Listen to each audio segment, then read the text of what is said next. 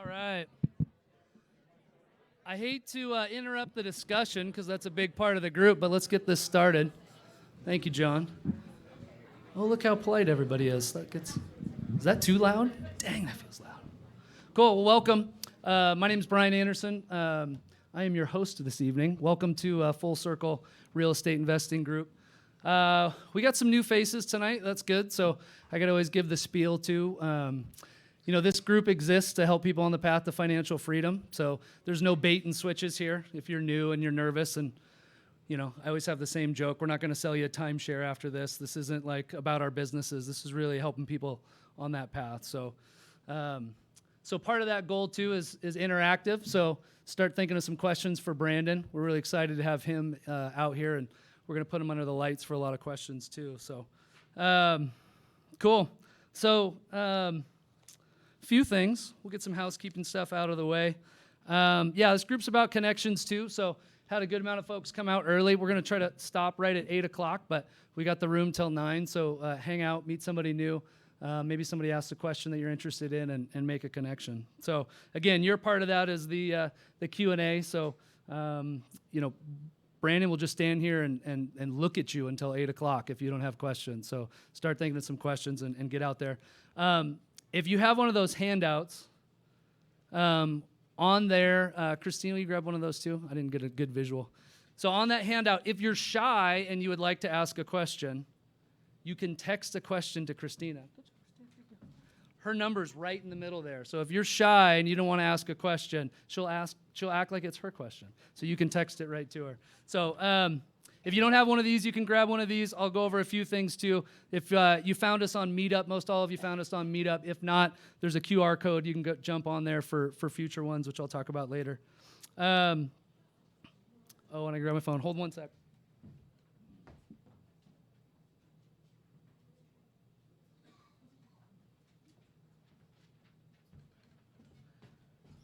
I'll embarrass Dre Campbell. We got him over on FaceTime over there because he's got his 6-month-old. So I had to have my phone over there for him. Cool. So a couple of housekeeping things. Bathrooms are out that door to the right. We got Joey back there on drinks. We got water and beer and Jello shots, whatever you think makes sense. I'd like to thank Christina. Christina, could you wave real quick? Can we clap for Christina? She put this whole thing together. She did a great job. I'm just the pretty face. I just get to announce. We're really excited to have Brandon talk about creative financing. I've been practicing his last name to make sure I get it right. And we got your intro was pretty good. I don't know how you feel about AI, but Chat GPT wrote this intro, so I'm excited to present Brandon. But so let's get Brandon Vezzoso. He's an underdog who left his W-2 job 3 years ago with $1,800 to his name and a dream. Today, he's working to become a master of creative finance, having closed over 150 real estate deals and controlling millions of dollars in assets. Brandon's story and path to financial freedom is a testament to his unwavering belief in his vision, his passion, his real estate, and his commitment to learning. His goal is to inspire and educate others on what he refers to as the cheat code of real estate investing, creative finance. That's pretty good for a robot. So let's give it up for Brandon. Get him up here.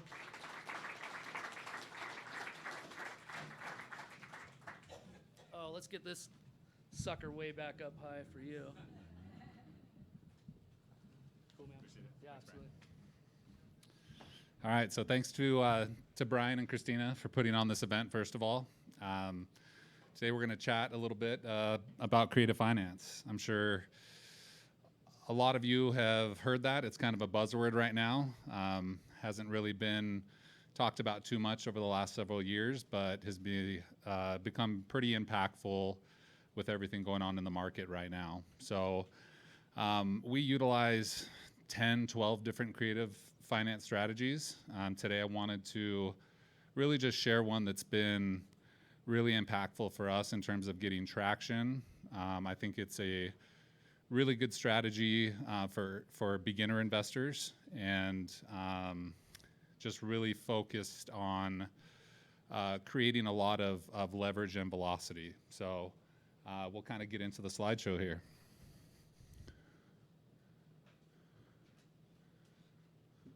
or not.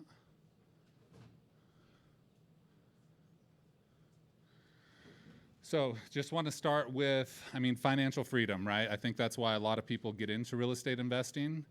A lot of people may have a certain number, that they think will get them to either leaving their W-2 or just, supporting their lifestyle and their ability to travel or stay home with family or whatever the case is. So I would say the most common number I hear is around $10,000 a month. So I just wanted to kind of start with that. And I think when I got into learning about real estate investing, it seemed very far-fetched to think that I would ever get there, right? Making $200-300 a month per door, that's a lot of doors. So I just kind of broke down some numbers here, at say $250 net per door. If we're looking at $10,000 per month in desired cash flow, that's 40 doors, right? The median home price in Boise is $500,000, so that's $20 million in real estate and $4 million in down payments, right, in order to achieve that. So, when I first started learning about real estate, it was the conventional route, and again, I was working a W-2, and I'm thinking, okay, by the time I'm 60, if I save every penny, I'll probably have 3 or 4 properties by that point, right? And so creative finance has just been instrumental in not only buying properties. I think that's awesome. We've bought on probably 40 doors in terms of rentals, but I don't know if owning those doors is necessarily all that it's cracked up to be. And so I just want to kind of chat around one of those strategies, which is a wrap. So essentially what a wrap is I'm sure you guys have heard of subject to, seller finance. Really it's negotiating terms on a property, right? Your purchase price, down payment, interest rate, monthly payments. And we're creating those terms. I could hold that as a rental, or I can go find an end buyer who would pay more for all of those things, right? So really just finding somebody where I can arbitrage that down payment, purchase price, interest rate, et cetera, and creating money, cash flow out of thin air. And the best part about that is on my rentals, I have money tied up in those deals, even if I get very low down, right? On a wrap, I'm typically getting paid to go create cash flow or future wealth. So that in itself is pretty powerful to me, especially starting out when you don't have a lot of money, or say you don't want to tie up, 20% down payments into investment properties, which out of those 40 doors that I own, including my primary residence, I have 0 debt in my name. So I could go qualify for an FHA loan tomorrow if I wanted to, right? So that's pretty powerful, at least in my opinion. So just want to chat through some of the pros and cons of owning versus doing a wrap. So obviously with owning, the pros are depreciation. So you get the obvious tax benefits, appreciation. Obviously the market's going up over time. Cash flow, obvious. We spoke about that from the beginning, and then mortgage pay down from a tenant if they're in place. So some of the cons, which I've learned over the last couple of years, are repairs and maintenance. I really want to touch on that because I hear a lot of people that say, well, I want to use creative finance to go buy a rental and buy it for $5,000 down or $10,000 down. I can tell you just in repairs and maintenance, I've put 6 figures in the last year into those properties, right? And so I always tell people, start with wraps, create $5,000, $6,000, $10,000 a month in cash flow, then go start looking at buying some rental properties, because you're not only creating that cash flow, but you're also getting paid to go create that cash flow. So I'll give a couple of examples later on just to give you a better idea of what that looks like. But repairs and maintenance, if you've only got $10,000, $20,000, and you go and buy a home for $10,000 or $20,000 and the roof or HVAC needs replaced, probably going to put you in a pretty rough position, right? So another con of owning is, if anybody here owns their personal residence or rental, you probably noticed last year that, at least on my properties, that they went up 20 to 30% in taxes alone, right? So taxes, insurance are always rising. And then you've got management. You've got property management on it. You've got tenants, potential vacancy, turnover. And when you have that turnover, there's typically some repairs to do, like I said, you know, in terms of flooring, paint, even if it's minor. So one of the biggest cons to me is leaving money in the deal. So I'm really focused on velocity of money, at least in this stage of my journey. And so every penny that I put into the property, my goal is to have it out within a year and go buy 2 or 3 more with that same money, right? So if you guys are familiar with the Burr concept, the Burr concept's really awesome, but to me, I don't know if it's something I'll ever do because it's very slow. And so, you know, there's seasoning periods, there's, you know, you have to own the property for a certain period of time, you have to stabilize rents and all of those things. So creative finance helps you just kind of supercharge some of those things. So velocity of money is really the biggest, you know, benefit of this. With wraps, the pros are no rehab, no taxes, no insurance. I'm essentially, on those 40 rentals I have, I'm responsible for all these things, right? On anything that I wrap, I'm acted as the bank. So I have another 40 or 50 properties that I'm essentially the bank on. If something happens to that property, it's on that buyer. If, you know, the same way as I'm not going to call Wells Fargo if the roof or HVAC goes out in one of my rental properties, I'm responsible for that. Same thing, I'm passing all of those things along to the end buyer, staying in the middle as the bank. So, you know, no taxes or insurance to worry about, which is great. I just want to touch on that as well, is say as a rental property, that place might cash flow $250 a month. If we were able to cut out $300 to $400 a month in taxes and insurance, now that goes from $250 to more like $650, right? So not only are you getting paid on the front end to go create that cash flow, but the cash flow is typically double, sometimes triple when you're not responsible for all those things. And then no money in the deal, right? Like that's, some people, I hear investors looking for 10, 12, 15% returns. I look for infinite returns, right? Like I want to have all of my money out of that within a few months, a year at max, and have all the upside in the world from that point and go redeploy that into other deals. And again, just upfront cash in your pocket. So you'll see that on a few examples here. You know, most people are, you know, say they're putting $100,000 down on a $500,000 property. You're going to have to make a pretty decent return in order to make even a 10% cash on cash return. And we are in more of an appreciating market rather than a cash flow friendly market. And so there is some of that to be expected. But again, if, you know, for me, if I'm focused on velocity, I want all of that money back out of there, which it's hard to get $100,000 out of a property buying conventionally. It takes a while. And then just truly passive cash flow. So I fell for the whole trick that real estate is passive income. I think anybody who owns rental properties can probably attest that even with property management in place, it's not as passive as advertised, right? So I get calls left and right, you know, whether it's from property managers, whether it's from tenants, whether it be repairs, whatever the case is. It's very hard and sometimes nerve-wracking to leave town for extended periods of time with rental properties, whereas my wraps, it's set it and forget it, right? And so that truly passive cash flow is really important to me at least.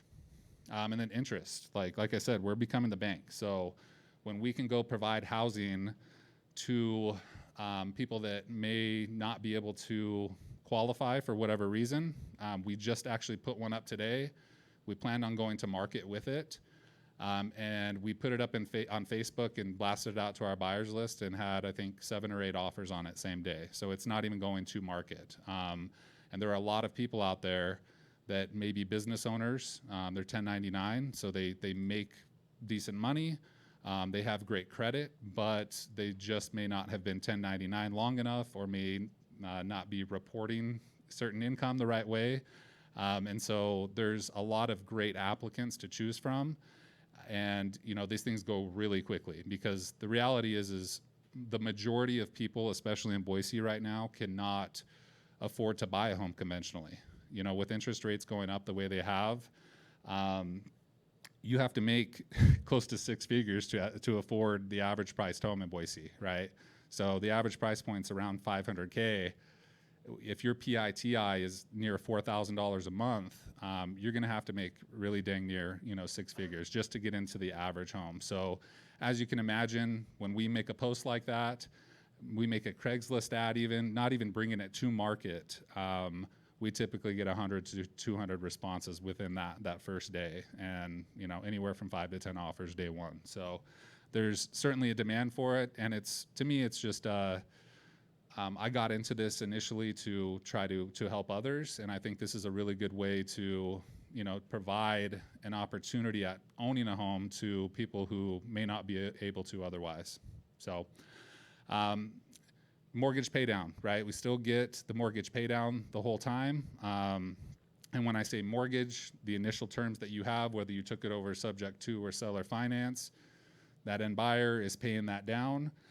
You're also getting the cash flow in between. So you're creating a huge gap in equity. If I buy a property at 0% interest, 3%, whatever it is, and I go sell it at 6, 7, 8, every single payment that's coming in, I'm creating more and more equity. And so not only are you getting paid up front, are you getting paid monthly, but you're also creating a huge balloon amount at the end as well, which you'll kind of see the power of that here shortly. And then liquidity. It's nice because I can go sell a note today if I wanted to. If I ever got into a pinch or an amazing opportunity comes along in terms of investment, I can go sell that to a note buyer and have be liquid today. Whereas if I own a rental, I have to go make sure that thing's market ready, go list the property. If you've seen homes on the market now, a lot of them are sitting for 6, 12 months at a time. So not really access to liquidity like you can with holding notes as well. So that's really powerful in itself. And again, back to the velocity of money. That's my number one thing.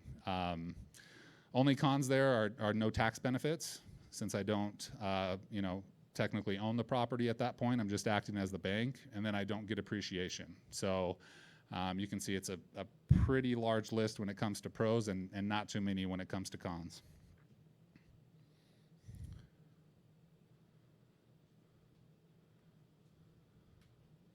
Can we go next slide here? There we go. So this is just an example of a home. We do a lot of wholesaling, we flip, we're doing multifamily development, doing a lot of different things, but anytime we're looking at buying something cash, we're looking at getting it deep enough to either flip ourselves or wholesale or sell that paper to somebody who will flip it. So this is an example. This is a rundown mobile home, not on a foundation. It was sitting on around 1/4 of an acre. After repair value on this was around $200,000. Needed about 40 to 50 in repairs. And so when running those numbers that, okay, somebody who wants to flip this is going to be looking at, 70% of after repair value minus repairs, which put it at around $100,000.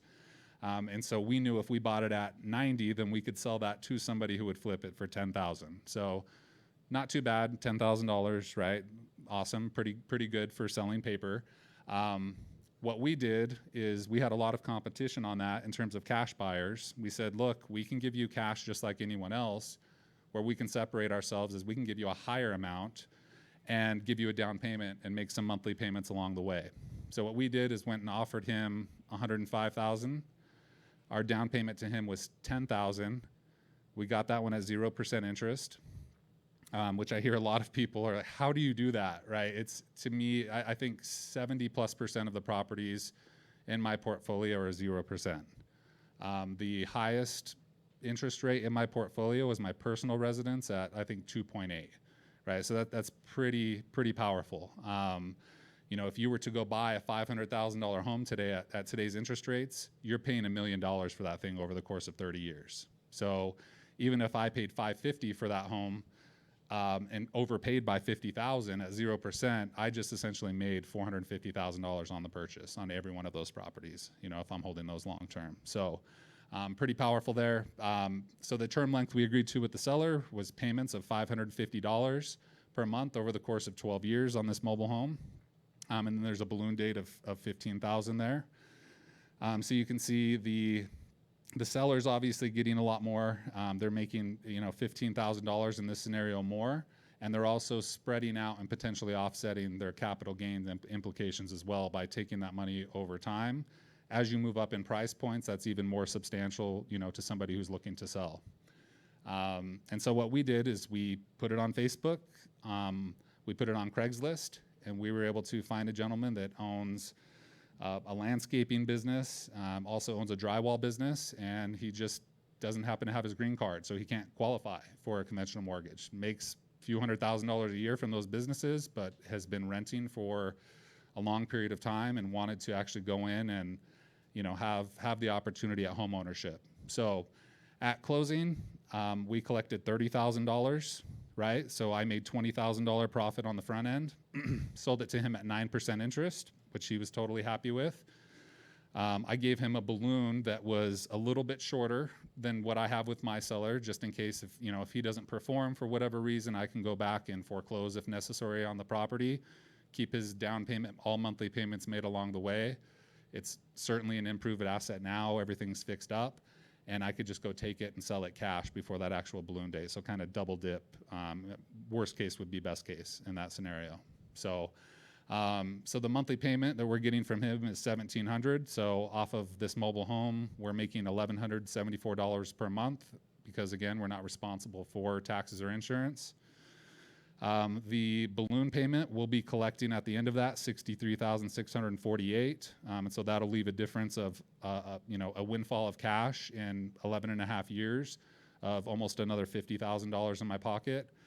The interest earned on that will be about $130,000. So our total profit on a mobile home that we maybe would have made $10,000 on, and this is about as small of a deal in Idaho as you could ask for, right? You can imagine as you move up in price points that $229,000 that we're making is on a $100,000 asset. So again, there's power in becoming the bank. There's a reason that banks are typically the tallest building in every town that you go into. And so when you look at just the comparison between the wholesale and what we'll make on gross profit, it's a difference of almost $250,000. So pretty substantial, and when you can do this, for us, we can offer more than anyone else can, right? The seller is always getting more. I have another example I'll show you at a little bit higher price point where I think the seller is making 6 figures more than they would make, taking our offer over a cash offer listing on the market.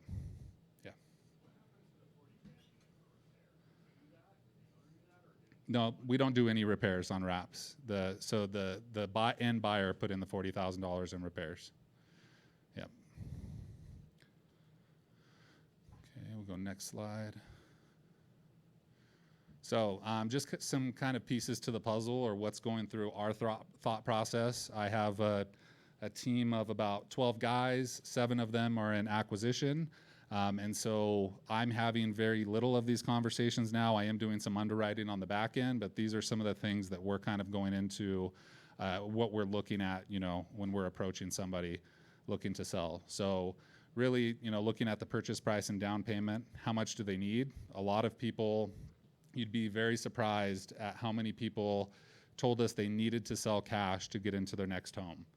And we were able to show them, okay, well, what if you were to go put a down payment on your next home, right? You don't necessarily need that $200,000, $300,000, $400,000 cash. What if we could turn that into $500,000 or $600,000? You could go get a new conventional mortgage with a very low down and use the cash flow from this to pay down that, and you're getting a much higher amount to actually put toward that next property. So we're really just looking at it from the perspective of, how much do they need to get to their next goals? And then, what we're thinking is what will a homestead buyer or someone on the back end be willing to pay, right? Typically, we're getting anywhere from 10 to 25% down from an end buyer. So we want to keep our down payment to the seller underneath that. The further we can get down, we do a lot of zero down deals. Quinn actually just got a couple of those, where we're into it for zero. We gave them their price, we got our terms, and we're getting $50,000, $100,000 down payments to, again, go create cash flow as well. So looking at the term length, how long are they willing to go? And knowing that, okay, probably not a 2 or 3 year balloon in this market, right?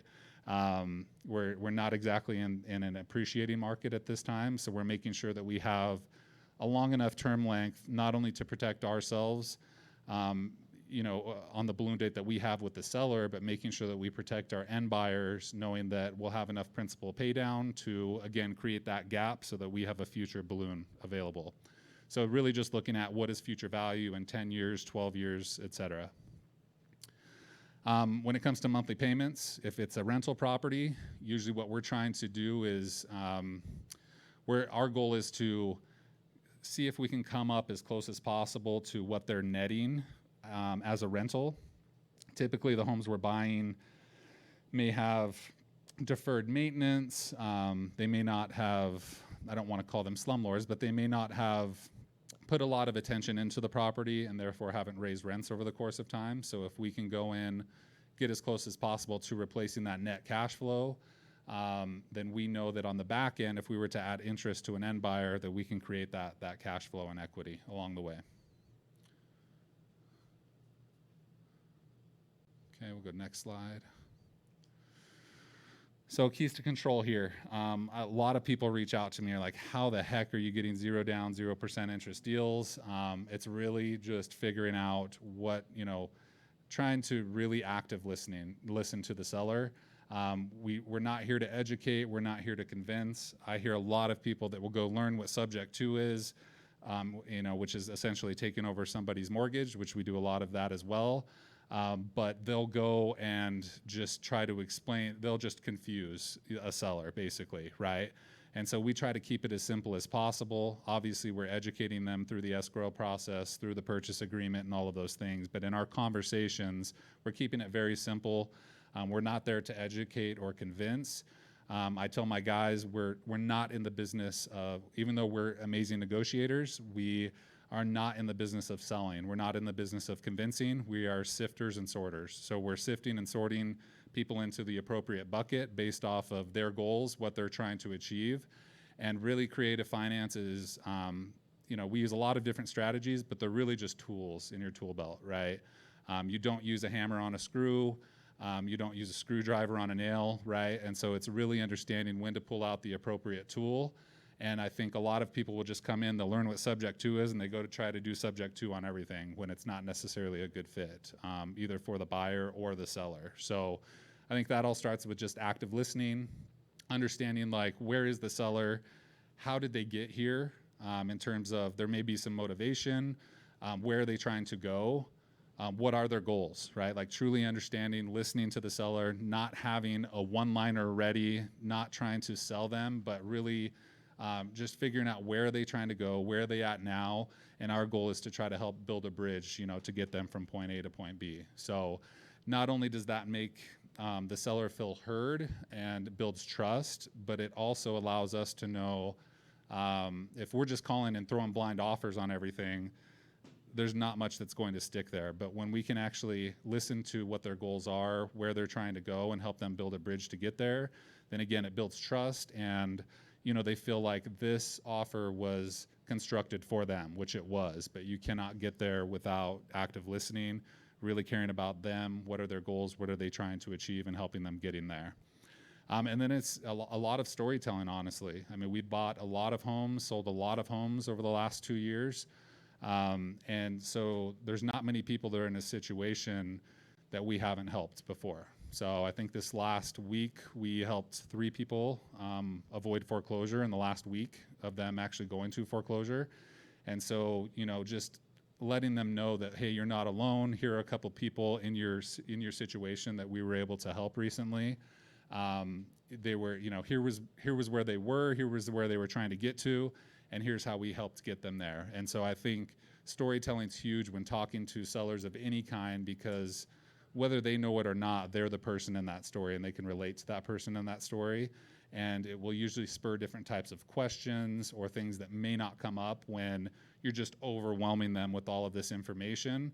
Because again, as I tell my guys, a confused mind says no, right? And so I think a lot of people hear no to a lot of these things simply because they overwhelm the seller, or they're really not talking around the seller's goals and helping them get there. They're trying to fit their square peg into a round hole, which typically isn't always a good fit. So I think those are important.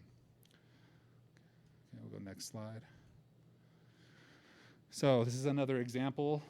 Trying to keep this presentation somewhat short, because when it comes to, again, we do flipping, multifamily development, all those things, and when it comes to creative finance, usually there's about 10 times more questions than when it comes to any of those other things. So definitely want to leave some time for Q&A, but wanted to share another example here.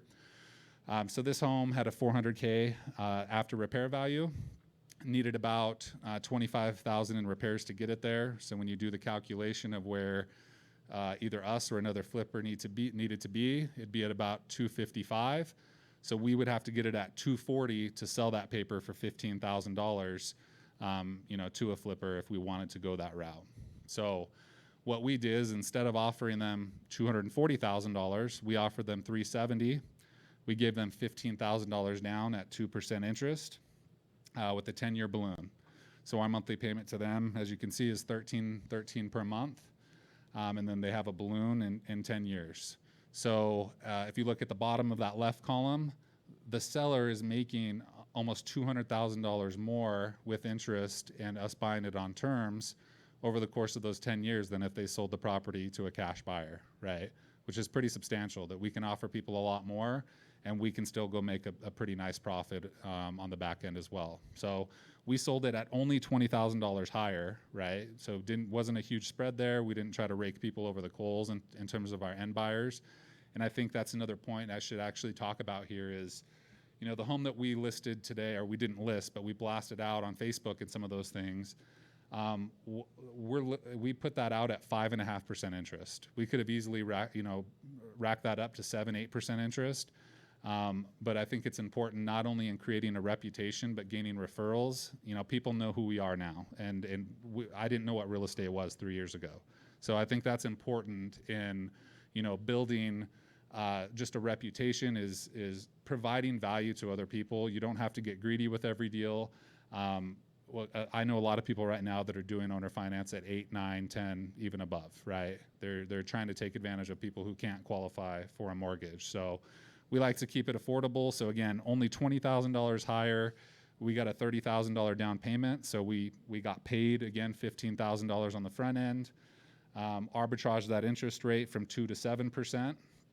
And you can see their monthly payment to us is $23.95. And the month, our cash flow is almost $1,100. So I don't know if anyone in here bought a property in this area recently, is cash flowing $1,000 a month on a $400,000 asset. Raise your hand. Because it's just not possible, right? With interest rates the way they are. So again, that's the power in this is you couldn't even pay $100,000 right now to go create $1,000, or $1,100 a month in cash flow. So to be able to get paid to do that has been life-changing for us.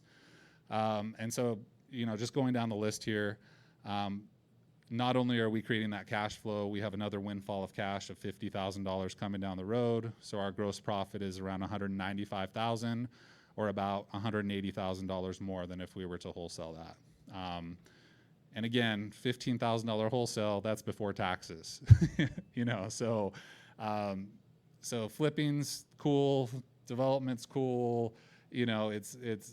It's very intensive, labor intensive, very time intensive in comparison to literally, going and creating a note, putting an ad on Facebook, and then just becoming the bank and, walking away and making that cash flow. So there are obviously measures we put in place to make sure that we're still qualifying someone. They don't have to meet necessarily our criteria, I'm sorry, the lender's criteria that they would typically have to, but we do run them through an RMLO who qualifies them, make sure that they don't have a negative 200 credit score or anything crazy like that, right?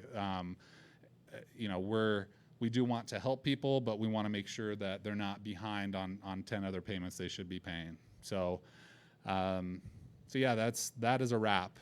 They've been super powerful for us, and to me, that's the fastest way, rather than, yeah, go ahead. Yeah. Several questions on it. Sure. Okay. So you sourced the seller. You found them yourself, correct? Correct. You then negotiated this deal. They have, I assume, a deed on the property. A note and deed of trust. Yep. You then sell it for Yeah. under 390, and So I have a note and deed of trust to the end buyer. Yeah. first for 370, you have a second for 390. Correct. Okay.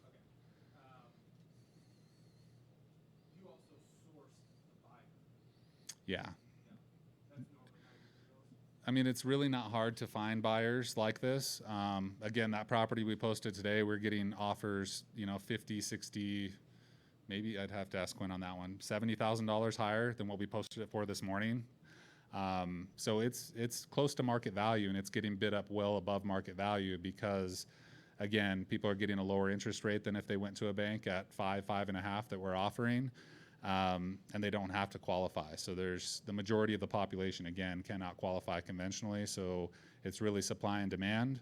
And like I tell my guys, we are the MLS for the majority of the population. And people thought the MLS was crazy a year or two ago when there were 1,000 homes on the market and 40, 50% of the population fighting over them, say just in Boise. When we put it up, we're the one person, and we have now 70% of the population who can't qualify conventionally. So you can imagine what happens in terms of bidding wars, and not necessarily like we're trying to create a bidding war, but we can be very picky on who our end buyer is, make sure that that they're a good fit for us, and that they can make those payments. So typically it is like a business owner of some kind. Do you mind if I ask another question on the sub two Sure. side of things? So if they have kind of a traditional bank loan, conventional loan or whatever, and they sell it to you, isn't there a risk that if the bank had a problem with that they could call the note due? They could, but we have measures in place. So typically so I have several mentors. Between all of them over the last 30, 40 years, they've done about 10,000 sub-twos. I've seen the due on sale clause called less than 5 times, and all 5 of those times, 4 of those times have been because the insurance wasn't transferred properly. So if I sold you a property sub-2 and you just transfer the insurance in your name and you didn't add me, or since the debt's still in my name, even though title and deed are transferring to you, if you don't add me or as the additional insured, or the lender, most importantly, as the loss payee, that's what triggers a due on sell, right? The only other time I've seen it is at a credit union in a town of like 100 people, and where the actual president is looking at the books. But when you think of like Wells Fargo, who do you guys call when you guys going to make your mortgage payment every month, right? Like, you don't even know. Like, do you talk to Susie, Tom? Like, there's no one. They just want to see that debt is being paid every month, and that they're able to collect that money every month. So we've actually had one called. We typically wait for sellers after closing. We tell them wait 30 days after, then we'll add you as additional insured in the loss payee as well. Well, this seller happened to go get offers from other people that were higher, and so he decided to go cancel the insurance. The lender called the note due, right? And again, we have measures in place. We can deed the property back to the seller and purchase it on a lease option or contract for deed with the same exact terms. We just wouldn't get the depreciation at that time. But for us, because we have the mentors we do, they just said, keep making the payment. In order for them to actually foreclose on you, they would have to stop a performing note in this market, right, where lenders are not lending very much. And they would have to stop it, reject your payment at that time, which still gives us plenty of time to deed the property back and purchase it another route if needed. So does that kind of answer your question? Love it. Yeah.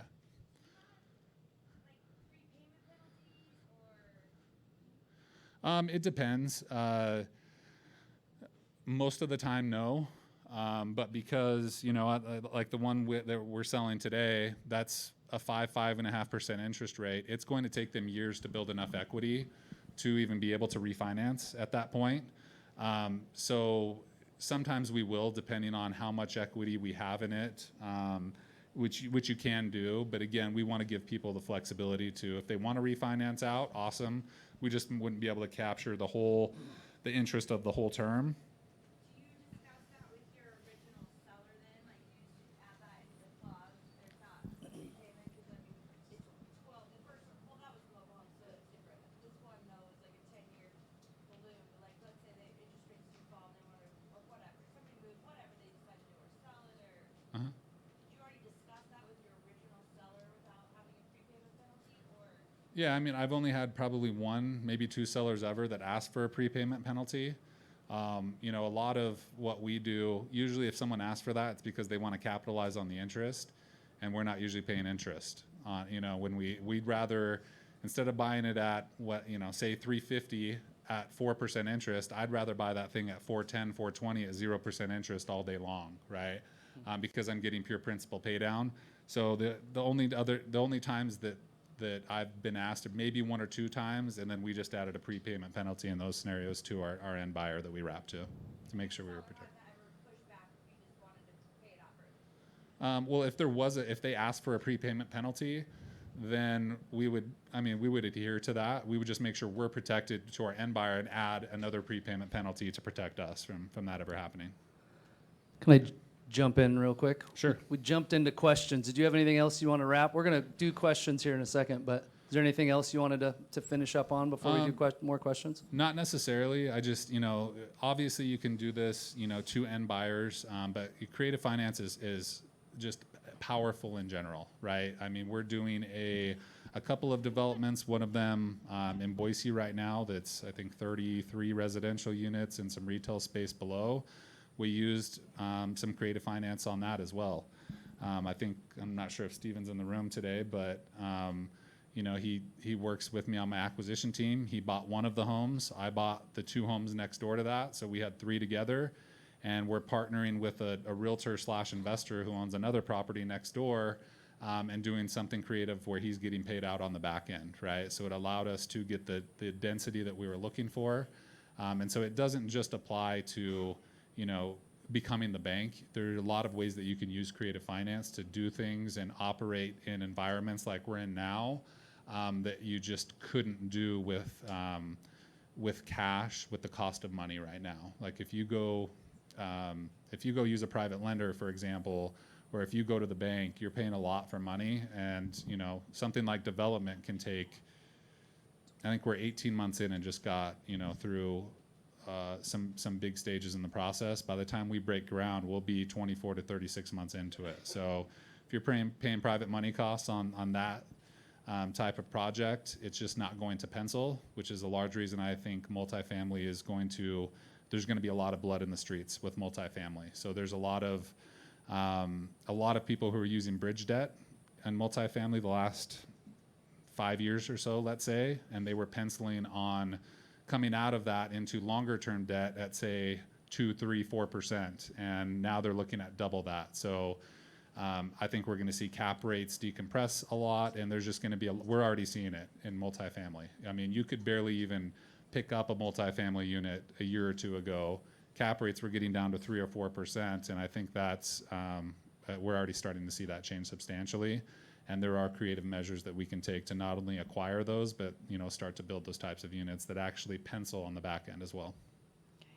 Thanks, Brandon. That's a lot of good information in there. Does anyone have a question for Brandon? I'll bring the microphone over to you.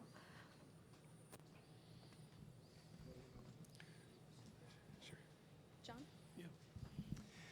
Do you collect, do you escrow taxes and insurance from the end buyer? So the end buyer it's kind of depends. So if we're taking over a mortgage subject to that has taxes and insurance escrowed into it, then you know, we're essentially wrapping that to the end buyer. So those are included.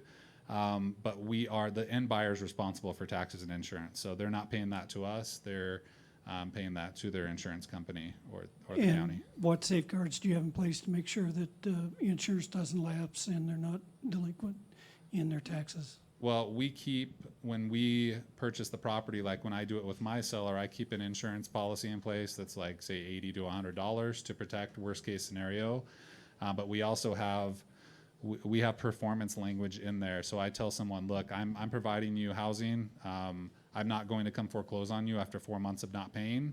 We're going to write essentially a performance deed or a deed in lieu of foreclosure with performance language that states if you're ever 30, 45 days, whatever we decide on past due, I can go exercise this, essentially a pre-signed quitclaim deed by both of us, that I can go exercise that day.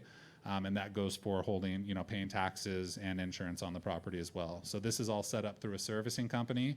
And so it's not like they're sending me money or knocking on my door. The servicing company alerts me if they haven't paid the whole amount, and I just go and exercise that. I've never had to do that, but that, you know, protects us worst case scenario, so that if they weren't to perform after, say, 30 days, I can still go make the payment to my seller, go take the property back, and either go do it again or, you know, sell the property, however I see fit. Yeah. Do you run these all through long-term escrow, like at title, Pioneer, or Fidelity, whoever you're going? Yeah, I mean, we use either a long-term escrow, or we will use a servicing company, like a national servicing company, that's what they do, is service debt. Yeah. So some of them, like a long-term escrow company, won't handle. We've taken over, one of them we did recently was pretty insane. It had a first position mortgage, a second position mortgage, solar panels, and then obviously the seller's equity. Then my private lender came in fifth position. And so if I wanted to wrap it, I'd be in sixth position, right? I'm holding that one, you know, long term, but it can get pretty messy for a long-term escrow, and you have to keep in mind that you're paying monthly to service each of those notes. So it can get pretty expensive. If you're paying $15 per note on the front end and then go to wrap it on the back end, you're paying probably $100 a month extra to service that, plus your setup fees to service those notes as well. What national service company? I don't know if I necessarily like any of them, but we've used Westar Note Servicing, Evergreen Note Servicing are probably two of the biggest. Yeah, Dan. You have a team of 12 guys. How many calls on average would you say one of those guys has to do to be able to find you that you could do something?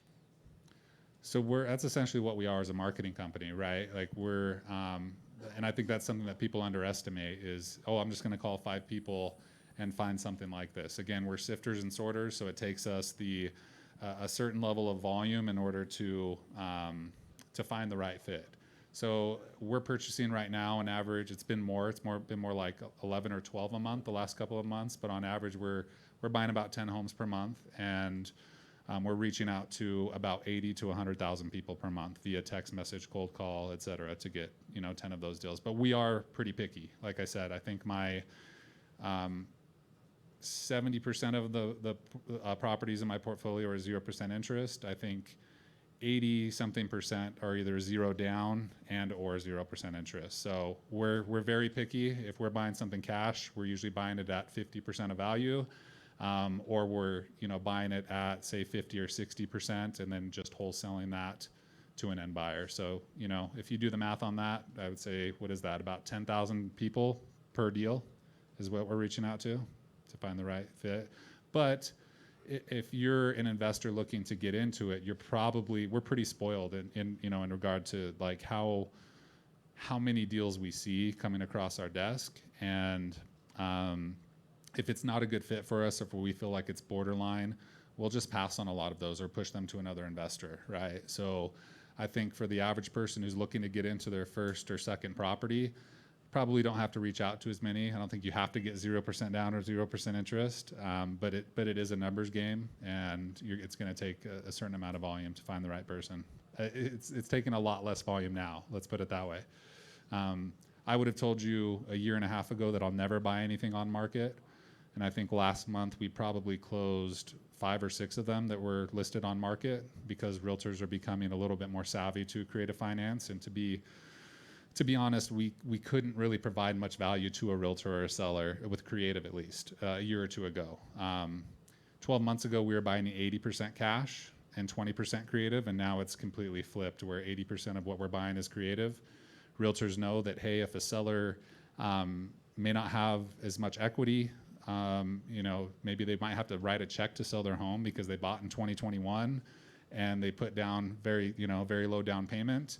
They'd have to write a check after paying realtor fees, commissions, et cetera. And so I have one, for example, he would have had to wrote a check for $90,000 because he paid almost $100,000 over to buy the home. And then he got transferred, of course, this last year to Indiana to work. So instead of him writing a check for $90,000, I came in and offered him on almost $1 million home. I gave him $10,000 to take over his 3% mortgage. So it was a $100,000 difference to him, and I'm now controlling $1 million asset for $10,000, which is pretty powerful, right? So I think a lot of realtors are starting to understand this, and I think it's becoming more well known than when I was learning it a couple of years ago. And there's just a lot more solutions that we can provide at this time, whether that be very little equity, or maybe a seller just wants 2021 prices. The only way that they're going to get that is if I buy that place at 0% interest or really friendly terms. I might give them, it doesn't necessarily have to be zero down. Maybe I give them 20 or 30K down and I delay payments to them for a year or two. And I say, hey, what if I just give you 2 years payments up front, 3 years payments up front, and then I have pure cash flow for 2 or 3 years to recoup my initial investment. I want to make my initial investment back year one. So hopefully that's helpful. Yeah. You see a pattern in the type of seller that you're looking for in terms of like what situations they're in? Or no? I think really because we have so many creative solutions that we kind of have a fit for everyone. My wife's also a realtor, so we can throw cash in front of them. We can throw 3 different creative options. We can say, hey, if you want to list it, fix it up yourself, happy to do that as well. But I think especially right now, with interest rates the way they are, the majority of people have an interest rate locked in under 4%. And I don't think that most of them are going to give up that interest rate when they look at what their payment on their next home would be, unless they have to move. So I would say that's kind of the common denominator is maybe they're going through a divorce, maybe they inherited the property, maybe they're moving. There could be a number of factors, but usually it's that they have to sell, because I think people are going to hold tight to those mortgages. And I think just like when rates were 10% years back, when I was this tall, and yes, I really was this tall at one time, what you saw is less people moving. So, we're seeing a lot less transactions in the market. And I think a huge part of those transactions were move-up buyers, which account for 2 transactions, right? They're selling a home and then they're moving up and buying a home. And we're seeing that kind of go away. So I think you'll start seeing people say they have a couple of kids and they need to go from 3 to 4 bedrooms. They're likely going to just add on to their existing home, like we saw when interest rates were high before. So I think the common denominator is just somebody that needs to sell, not necessarily wants to sell. But again, we have strategies that if somebody wants to sell, and they just want a premium price, then we just need premium terms in exchange. Yeah. What advice would you give to yourself, your younger self, if you had $1,800 and working your W-2? I would honestly say learn what creative finance is, right? I started just learning, again, that wasn't long ago. That was 3 years ago. And I never thought I would ever own a home, let alone own a portfolio of homes or have, dreams of owning 10,000 doors in the next 5 years or anything crazy like that, right? So it's, I think it's just learning how money works first off, right? Learning that, just creative finance in general. Again, it was very intimidating for me because I couldn't even come up with the initial down payment, to buy the first home. And so I had to go start wholesaling. It started off wholesaling until I could accrue some capital. Then it started into flipping. And then it got to the point where I could buy my first rental. I luckily never bought one conventionally, and I don't think I ever will. I don't know if I'll ever use a conventional mortgage, honestly, now moving forward. So I would just say, hey, dive into creative strategies.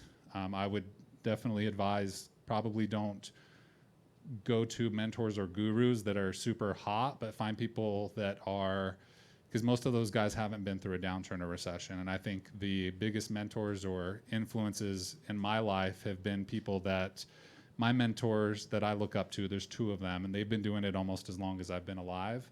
And they were telling me 1.5 years, 2 years ago, Brandon, sell everything because it's about to get bad. And there wasn't one person, so I agreed with them. I'm like, man, if rates go up, like our wages can't support $4,000 or $5,000 a month payments, right? So it was really just planning ahead and telling my team for the last couple of years, like, guys, we're we're sharpening our sword right now, preparing for battle. Battle's going to be here soon, and we're going to be able to clean up, and that's kind of what's happening here. So again, that was at the advice of mentors just saying, hey, this isn't sustainable, get out.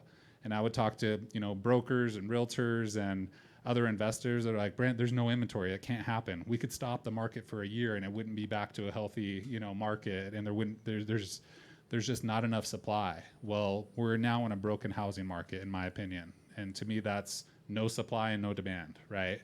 And so I think there will be demand again. I think that once rates do come down, which, I mean, we're barely getting putting a dent in inflation, so I don't see that happening really anytime soon.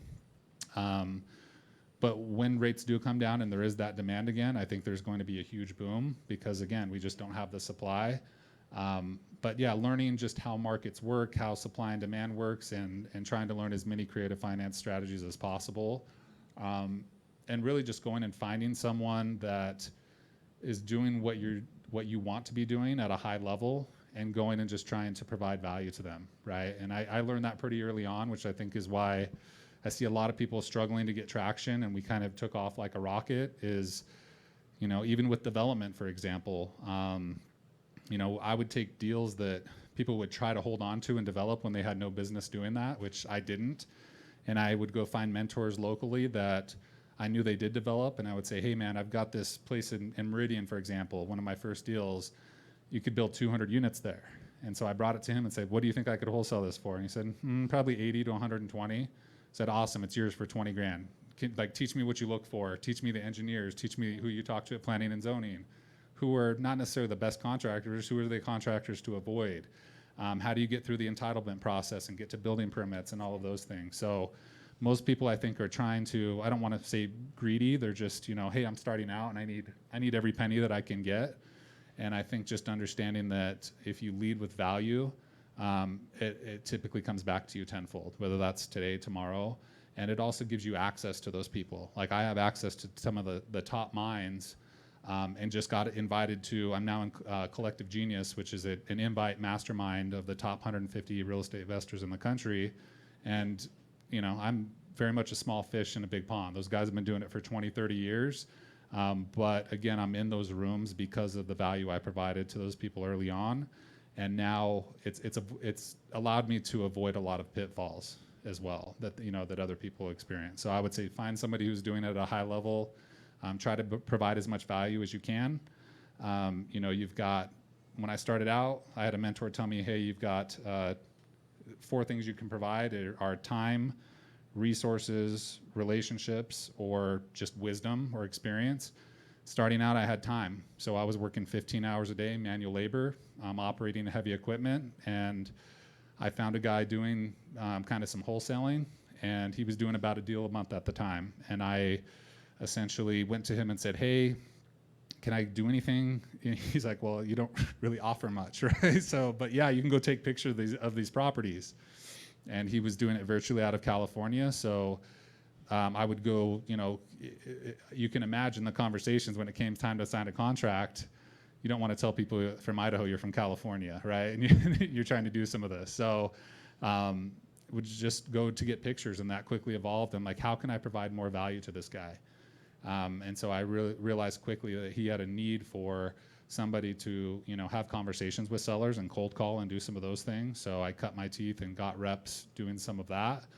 And then I just started becoming a master of my craft, honestly. I realized after I got my first assignment fee by cold calling and doing some of those things that the sky's the limit. And so once I realized there was no limit, then it was enough for me to take the leap and knew that, oh, okay, it's sink or swim, and there's no way I'm going to sink, right? So again, just full circle. I think just finding somebody that's doing what you want to be doing, try to provide value or find holes in their business that you can help plug, and I think that value will come back to you tenfold, and it'll just shorten your learning curve. Yeah. That's good. Hey, Brandon, do you have a book recommendation for people getting started? A book recommendation, I would say honestly, learning how to have conversations with people, because you're going to have to talk to sellers regardless, right, to do any type of creative finance. So I would say 2 of the biggest game changers for myself and my team are Never Split the Difference by Chris Voss. He's a former FBI negotiator, which might sound crazy, you know, when it comes to doing some of these things, but a lot of it is just a lot of psychology and learning how to read people, learning what different personality types are out there, different avatars, and learning how to deal with them accordingly, right? Like you probably don't want to talk the same way to a little old lady as you do, some 40-year-old super assertive biker guy, right? So it's just learning to know your audience. And I think another one that was a game changer is we use the Sandler method of sales. It's called the Sandler method. And there's a really good book called You Can't Teach a Kid to Ride a Bike at a Seminar is the name of the book. That's good. So I think those are two really, really good books. Thanks. That's good. Spencer has a question. Sure. What percentage of your acquisitions are in the Treasure Valley, and what percentage are like out of state? And then same with your portfolio, like what percentage are in state and out of state? I would say about 80 to 90% of each are in Idaho, between here, Idaho Falls, Pocatello. We have some in northern Idaho. And we really just started branching out to Montana and a couple of other areas. I have some in Oregon. Don't ever buy properties in Oregon or tenant-friendly states. Just to share a quick story on that. I know it's kind of off topic, but I'm dealing with a property right now that the tenants did about 30, 40K in damage to the property. There's weed plants everywhere in the property. There's 3 generations of people living there. And in order for me to give them notice or get them out, I have to give them a 90-day notice and pay their first month's rent at their new place, regardless of what they did, right? So I always, moving forward, I will be in landlord-friendly states. I don't want to be an evil villain, because I'm providing housing to someone else, like it seems to be in some of those states. So back to your initial question, for a while there, until the last 6 months, we were doing everything in Idaho. And then we started getting some creative deals, people reaching out from other states that knew what we do, that are in other masterminds or mentorships that we're in. And I ended up buying some of those. So I'm buying short-term rentals in places that I want to visit, that I don't necessarily want a vacant house or second home sitting there for 11 months out of the year. But we really like Montana, Flathead Lake, so we bought a couple of Airbnbs up there. We just bought 1 or 2 of them near the Tetons. We are working on one in San Diego, one in Florida, so places that will cash flow for me, and we can go visit them. They're furnished, ready to roll, and so we're buying creative deals outside of Idaho, and building a portfolio in Montana as well. So I just bought some apartments there, but again, 80 to 90% of what we do is here, especially if it's some type of cash deal or something like that. It has to be a pretty juicy deal for me to buy, out of state. Yeah. Where are you getting your numbers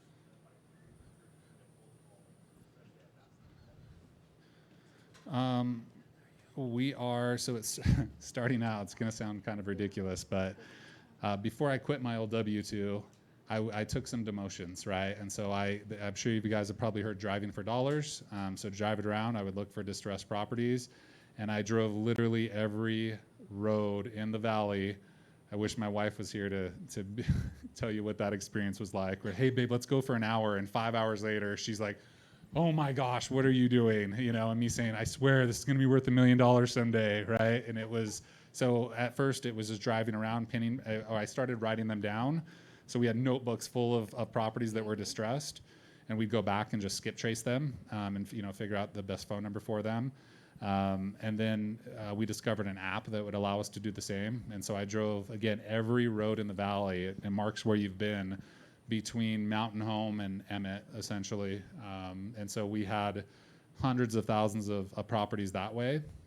And then we'll just look for, a key thing to keep in mind is I think 80% of our deals are done off of 10 or 11 follow-ups or more, right? And so it's not like you call someone and they're like, hey, yeah, I'll sell to you for $0 down. It's, understanding that like we have hundreds of thousands of people in our database right now that aren't ready to sell, but we're going to be there when they are ready to sell. And so we're pretty much going to call you and text you until you tell us to go to hell, or, you know, take me off your list, or you sell us your home, essentially. So we're just building up a pipeline of not only driving for dollars, but there's different lists that you can pull that can give you potential motivation. You know, like, for example, a lot of people pull a tired landlord list, which may be certain amount of equity, 50% more of equity, or own 10 years or longer, and it could be vacant, or it could just be owning it. It could be non-owner occupied, and so there could be signs of maybe a tired landlord at that point. And so people are usually pulling those types of lists. We pull everything, honestly. Our goal is to have every property in Idaho in the next year in our system, and then we're really just setting them on you know, follow-up campaigns. And once they're ready to sell, then they'll either sell to us or list with our broker, you know, with my wife's brokerage, or whatever the case is. So. Okay, Brandon, Vivian's got a question. I think we'll move to networking after that. Sure. Wrap it up. Here's Vivian. Thanks, Brandon. When you're writing an offer to the seller and you have a certain close date, are you doing a simultaneous close with the end buyer, and how much time are you allowing for closing to find that end buyer? I mean, we're typically marketing for the end buyer as soon as we have it under contract, usually doing like a 30 to 60-day close. We will typically close on the property first before finding the end buyer, but that's just because not a lot of title companies in Idaho, at least, are really familiar with it, and we'll do a simultaneous close. So we're able to do that out of state. I think we've done properties in like 10 states total in the last year or so, creative deals. And so if you can find a title company, I would certainly recommend doing a simultaneous close, but you know, you can really, we'll just own it for a day, or we'll close on it early in the day, and then, you know, close with our end buyer that afternoon. Brandon, will you stick around for a couple of minutes after we wrap up? Maybe some questions? Yeah, absolutely. Is that cool? Because I Yeah. know we shoot for 8. I know you guys got some more questions, but we'll wrap it up. Who's the best question? We got a $20 gift card. Who is the best one? We can give a gift card to. If you remember, Best question. remember all those. I'm gonna say this guy right here. He's about taking it action Malachi? on how to get started. Yeah. Give it up for him. Nice job. Thanks, All right. guys. Anything else in closing you want to throw out there? No, again, people find you? I think so. You can find me on socials, first and last name. So it's Brandon Vezzoso. If you guys want to, if you can go back to that first slide, just first and last name. I would say that, you know, if anyone needs help structuring a deal, reach out to me or my team. And you know, I've seen thousands of creative deals get destroyed in the last few months alone, where people just tried to make it happen on their own. So I tell people all the time, you know, 50% of something is better than 100% of nothing, and you're getting that knowledge as well. You know, so if we can help underwrite, if we can help find you a buyer, heck, we might even buy it. If we can go in and negotiate, underwrite, if we can help in any way, reach out to either me or anyone on my team, and you know, we're happy to help. So I think the biggest message is, you know, like I told this gentleman, is just go take action. When it comes to creative finance, just like real estate in general, there's 1,000 different ways to go, and I think people get shiny object syndrome and kind of go down some rabbit holes. And to me, I think education is when you learn something and put it into action. When you're just watching stuff or reading stuff and not putting it in action, it's entertainment. So I would just say go take action. You know, go. If it's sub 2, go ask someone if you can take over their mortgage payments. If they say yes, awesome. Bring that back to my team or somebody in this space who's doing a lot of those things. They can help you structure the deal, make sure you're protected, your buyer or your seller's protected, and you get to learn a whole lot during the process as well. So that's all I've got. Nice. Clap it up for Brandon.